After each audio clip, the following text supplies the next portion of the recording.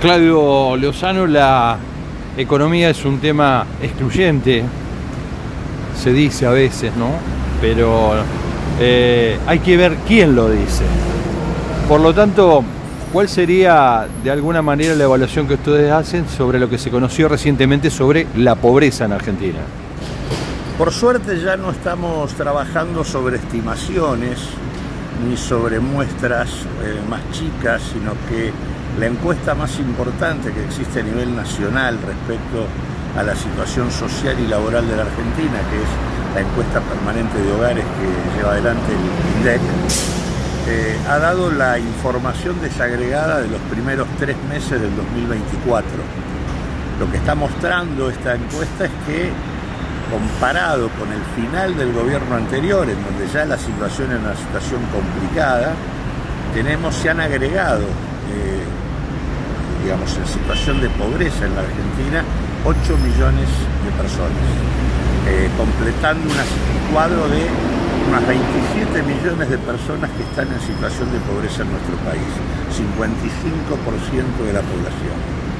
En esa misma información, lo que tenemos que es de esos 8 millones, 5 millones son indigentes, o sea, no solo son pobres, pasan hambre.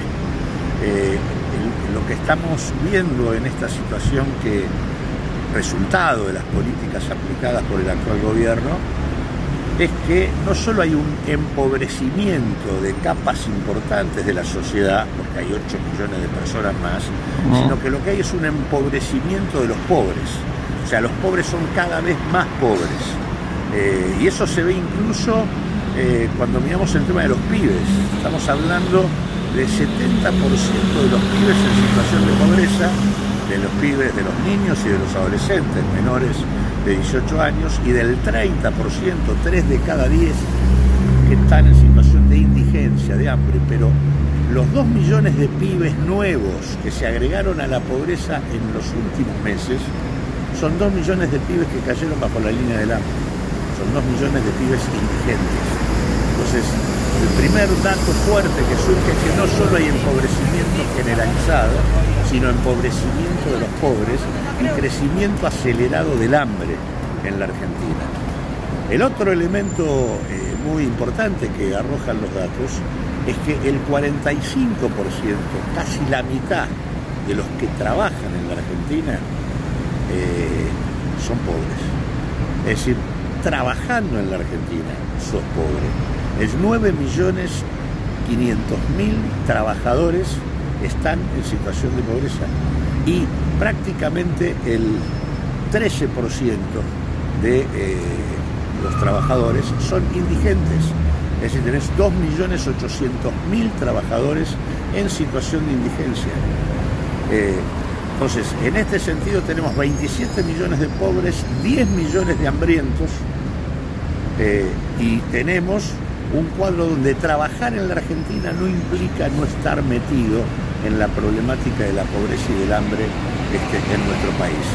Estos datos están mostrando con toda claridad que esta situación es una situación a la que hay que ponerle un corte. O sea, no podemos continuar permitiendo políticas que sigan hundiendo a la sociedad en situaciones como las que estamos viviendo, porque esta situación lo que hace además es derrumbar el mercado interno de manera brutal, y está por detrás de la caída brutal de las ventas de buena parte de las empresas y de los comercios.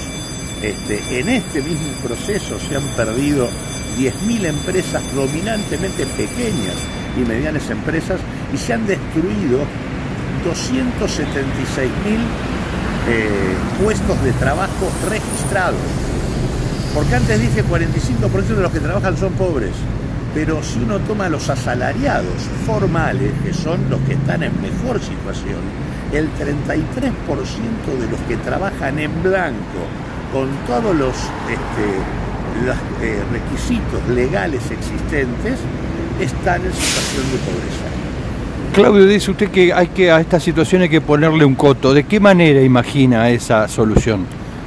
Acá hay que quebrar la política del gobierno, no hay otra alternativa, y hay que propiciar niveles de articulación en red frentes amplios que efectivamente le pongan límite a las políticas de un gobierno que en la práctica está gobernando en base a un decreto. El decreto madre de toda esta situación es el decreto 7023, puesto en marcha ni bien asume Milei en diciembre del 2023, como dije antes, y en donde es un decreto ómnibus, es un decreto que involucra, digamos, deroga totalmente 41 leyes y decretos ley, deroga parcialmente 7 leyes más y modifica 33 leyes, o sea, hay 81 leyes afectadas por este decreto. Es un decreto que involucra todos los tópicos de la vida social de la Argentina, involucra la cuestión de cómo manejar el sistema de subsidios del Estado, consecuentemente de los tarifazos, involucra el tema de desregular los precios, o sea, el decreto 7026 es el que permitió que luego de la devaluación todo se transfiriera a precios sin regulación alguna, es el que permitió la desregulación de el sistema de prepagas, dejando en banda cerca de 7 millones de personas con prepagas que llevaron sus cuotas a las nubes prácticamente. Es el que dejó a 9 millones de inquilinos sin derechos, derogando la ley de alquileres. Es el que, digamos, establece que no se puede privilegiar el autoabastecimiento del mercado interno restringiendo exportaciones. Hay que exportar, no importa si el mercado interno está abastecido o no. Llega a puntos tales en donde involucra también, es más hasta decir que involucra la reforma laboral, que involucra comercio exterior, involucra la eliminación de la ley de góndolas, de la ley de abastecimiento, de la ley de defensa de la competencia, saca la ley de compra nacional, y junto con todo esto incluso llega a el punto que hoy está muy en boga discutir, que es el tema de transformar los clubes en sociedades anónimas, en las famosas SAD, Sociedades Anónimas Deportivas. Entonces, claramente es la arquitectura jurídica que sostiene buena parte de estas políticas. Acá el Senado rechazó ese decreto tiene que ser rechazado por diputados y tiene que ser anulado por la Corte. Nosotros venimos en esta campaña por 1 millón de firmas, involucrando a legisladores de los distintos bloques para garantizar que más temprano que tarde esto se rechace en diputados y que podamos, con el 1 millón de firmas, empapelar la Cámara de Diputados para que los diputados hagan lo que tienen que hacer y empapelar la Corte Suprema para que los jueces no sigan mirando para otro lado. Era lo que iba a preguntar, es decir, si en enero se hizo una protesta ahí en Plaza Lavalle, frente a los tribunales, ¿por qué no empezar a pensar medidas de acción directa en las cuales se ve que hay sectores que todavía están un poco, no sé, húmedos, se les quemó la pólvora? Sí. Sí, dígame. Sí, no, efectivamente, en eso estamos, porque la excusa de la Corte es que la política no resolvió. Para quitarle esa excusa, diputados tienen que rechazar el decreto, y con esto tenemos que ir sobre la Corte Suprema, que claramente es tan aberrante el decreto en términos de inconstitucionalidad, porque es un decreto que es una reforma constitucional de hecho, que se hace por decreto, sin llamar a una constituyente. Es un decreto que altera el tipo de Estado que la Constitución argentina establece desde el 94 para acá. Sí. No se trata de un decreto de necesidad y urgencia que tenga algo que ver con definiciones coyunturales para atender una situación puntual de emergencia. Sí. Es una reforma constitucional prácticamente. Paralelo a ello, le quería preguntar, en este momento está el ministro de Defensa Luis Petri en el anexo de acá del Congreso, hablando y tratando de explicar de cómo va a ser y cómo es ese proyecto que él trae y pone a disposición de los diputados de la comisión de, ya darle parte activa a la Fuerza Armada, claro, en caso que se le dé viabilidad, para que actúen en instancias de conmoción interna o de orden interno, y está explicando que de alguna manera ese plexo normativo ya está amparado en la modalidad que ellos utilizan cuando hacen misiones internacionales. ¿Cómo le suena? No, me suena que es un intento, como todo lo que hace este gobierno, de retroceder a situaciones que de alguna manera están connotadas y vinculadas a la experiencia dictatorial, que es la intervención directa de las Fuerzas Armadas en la represión interna. Y que, por cierto, más allá de que ha producido un desastre en la Argentina, del cual todavía tenemos efectos concretos, más allá del compromiso que tuvieron las fuerzas con un genocidio que prácticamente vivió nuestro país desde el 76 en adelante, también eso impactó en términos de las propias fuerzas.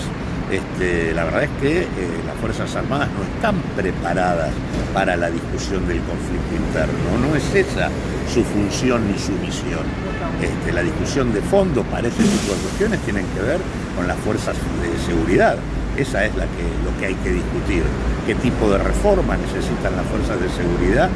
¿Qué tipo de depuración necesitan para que efectivamente cumplan con poder atender cuestiones centrales? Aparte, eso viene por detrás de una visión que es absolutamente absurda y ahistórica, porque en realidad la experiencia de resolver por la vía de la guerra la problemática del narcotráfico ha producido desastres en las favelas brasileras, desastres en México, desastres en Colombia. Digamos, eso no produjo ningún efecto. La discusión del narcotráfico es una discusión más global, de carácter político, de carácter social, y seguramente también financiero. Financiero, por supuesto. En el marco de un gobierno que habilita un proceso de dolarización, claramente venir a decir que quieren avanzar contra el narcotráfico es una verdadera estupidez. Lo que permiten es el ingreso de divisas de cualquier signo. De hecho, el propio blanqueo que han autorizado sin preguntar absolutamente nada de dónde vienen los fondos y demás, claramente es algo que indica que esto no tiene ningún viso de seriedad en términos de encarar adecuadamente una estrategia de esa naturaleza. No por casualidad se le atribuye al general Balsa la famosa frase de que en este contexto no hay general que aguante un cañonazo de $1 millón, si es que se trata de controlar al narcotráfico. Exactamente, y eso lo podríamos extender a la policía en varios lugares, a la gendarmería en diferentes lugares. Cada vez que uno pone a fuerzas a cumplir roles que no les corresponden, la capacidad que tiene el dinero para poder corromper esas fuerzas es indudablemente muy amplia. Y por otro lado, además, no solo esto tiene que ver con las fuerzas de seguridad, también tiene que ver con el aparato institucional, porque la justicia, el poder político, claramente la telaraña institucional que permite la existencia o crecimiento del narcotráfico en la Argentina es un problema muchísimo más importante que discutir esta tontería de meter a las Fuerzas Armadas en la seguridad interior. Le sumo y asocio, ayer por caso, en la Comisión de Poderes, Peticiones y Reglamento, hubo casi una alusión directa a la ministra Patricia Bullrich, la ministra de Seguridad, respecto de que también tenía que rendir cuentas de por qué había permitido que el servicio penitenciario le franqueara el acceso a diputados nacionales de La Libertad Avanza para visitar a los genocidas. Usted fue legislador. ¿Cómo lo vive? No, creo que todo está puesto en la misma dirección.